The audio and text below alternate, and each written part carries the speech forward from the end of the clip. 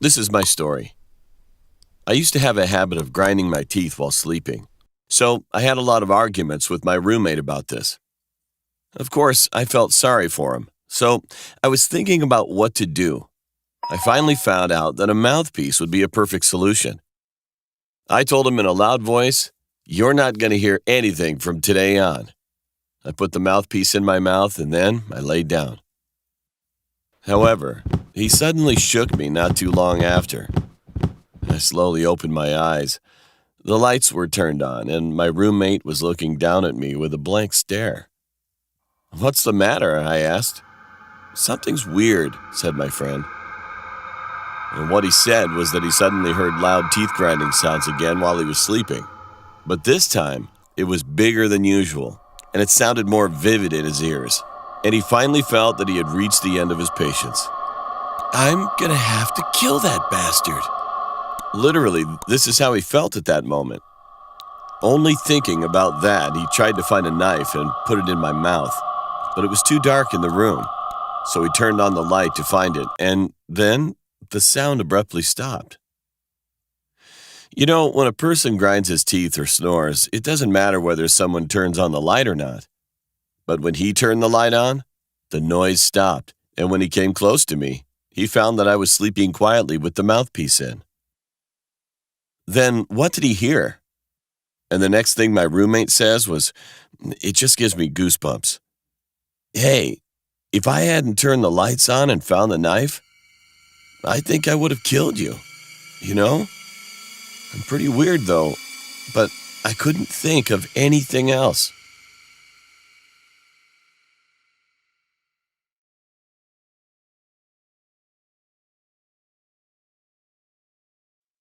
I don't know where to begin.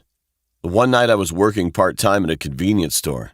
There was a small warehouse inside where you could place orders and watch the CCTVs. It was so quiet that day that I just went inside and spent time just watching CCTVs. As you see, our convenience store makes a jingling sound whenever someone opens the door. But then I saw a boy on a CCTV. How is it possible? I didn't even hear the bell ringing. In a panic, I slowly looked out, but I couldn't see the boy outside the window. At first, it seemed like he was walking around in front of the snack bar, but he gradually came toward the warehouse where I was sitting. What the? I was terrified. What the heck is that?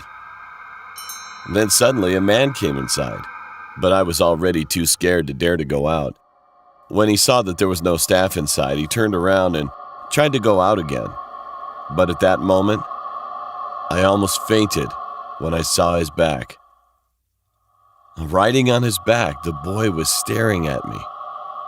I was frozen on the spot, and after a moment, suddenly I heard a big car and tires squealing.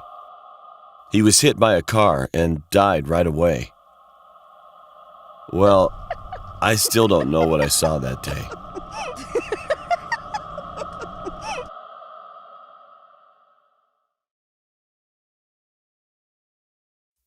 Let me tell you about my grandmother. Well, she doesn't have one finger on her hand.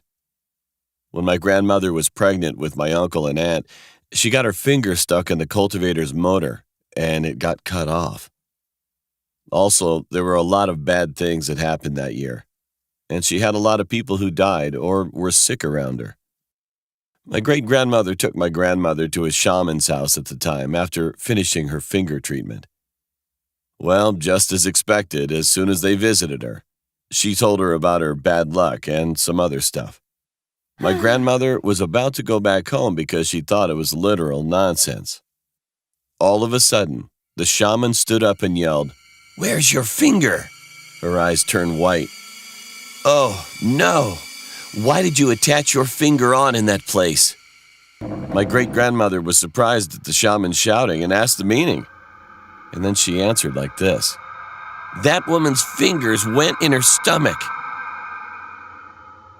Less than a month after leaving the shaman's house, my uncle and aunt were born. And when my grandmother saw her babies, she was horrified. Both of them were born with polydactylism, so they both had 6 toes each on one side. Well, I still don't believe in ghosts or shaman stuff, but that story really gave me the creeps.